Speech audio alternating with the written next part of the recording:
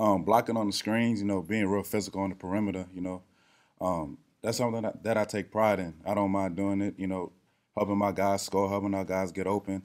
I don't mind. I take pride in doing everything. Running routes to get my other receivers open, throwing blocks to spring them for a touchdown on the screen pass. I take pride in on special teams, holding guys up, on punt block, on kickoff return. I don't mind doing whatever the coaches ask me to do. I do it. Obviously, when you score 66 points, that's very much so a high. But I know in general, people try to stay even keel. How do you maybe level yourself off after such a high performance like that Saturday? When you do great things like that, you can't let it elevate you to a point to where you forget your mistakes. All of us made mistakes in that game that we got to learn from and improve upon. So this week in practice, we're gonna focus on the things that we didn't do good, and then we got to improve on them so we could go up and beat a good App State team. And we got to keep a level head at all times, no matter how good you do or how bad you do. You got to stay level at all times, so you can improve. And App State has a very potent offense. If it did turn out to be a shootout, do you feel like this offense would be prepared to keep up with their offense? Yeah, of course. I'm always confident in my guys and my offense and myself. We work hard. We work extremely hard as a program. We do a lot of things that we didn't do last year that I really like, and we put in the work. And if it's a shootout, we gonna come. We gonna come with our guns loaded.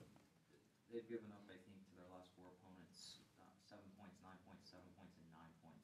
Some quarter like that. Is that something you guys worry about at all? You just kind of worry about focusing and doing, what you got to do. When you prepare for them. You well, no matter how good a defense is, they always have a chink in their armor. No matter how good anybody is, they always have a weakness. And, we feel like they have a couple weaknesses that we can exploit, and we hopefully we can exploit them and put up points. You talk about their weaknesses. Have you had a chance to look at their strengths and maybe what problems they might present for you Well, yeah, well, I don't want to disclose that to the media yet.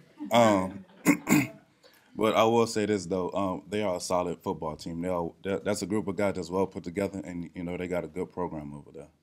Did you play an App State game last year? Yeah, I did. Well, what do you remember from that trip?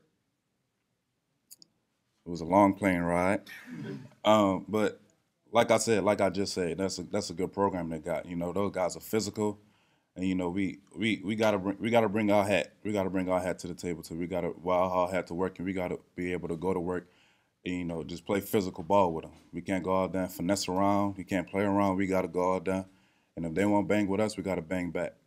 Playing against a team like that in the last game of the season, did that kind of show you the level that you guys have to get to if you want to be at the top of the Sun Belt? Yeah, it did. Because those guys, they at the top of the conference almost every year, and they sort of they sort of almost have it figured out. I was at the top of the conference every year, and you learn from losses like that. You learn that you got to really come out and compete. Like practice is practice. When it's time to flip that switch and go out there on game day and compete, you really got to compete, and you got to give it everything you got, all 100%, not even 99. You got to give it all 100. Have you guys talked about the history of the series and how much you want to finally get one against them? No, we don't talk about things like that. We just focus on the task at hand. We going up there to play them this week, and that's the task at hand to come back from North Carolina with that W. That's the main focus. You talked about your grandfather and I gave you the nickname. You Hmm. talked about how you wore the suit because you wanted your mom to see it post Hmm. game.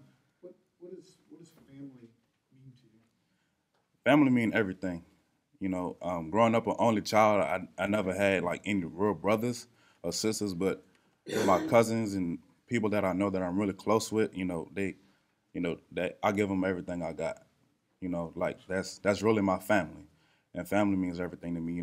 Back at home, they say it takes a village to raise a child, and I'm very grateful for my village. They made me who I am today. They made me respectful. They made me learn how to speak to people, how to be nice, and how to encourage people. And I love my family.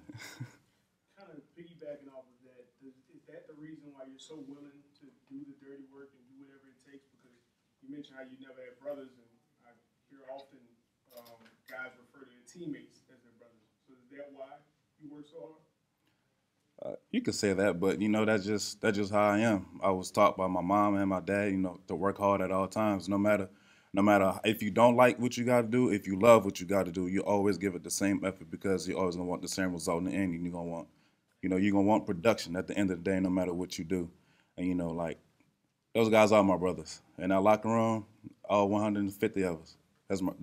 I have a lot of brothers. That's my people. I'm gonna ride with them no matter what. Time for one more.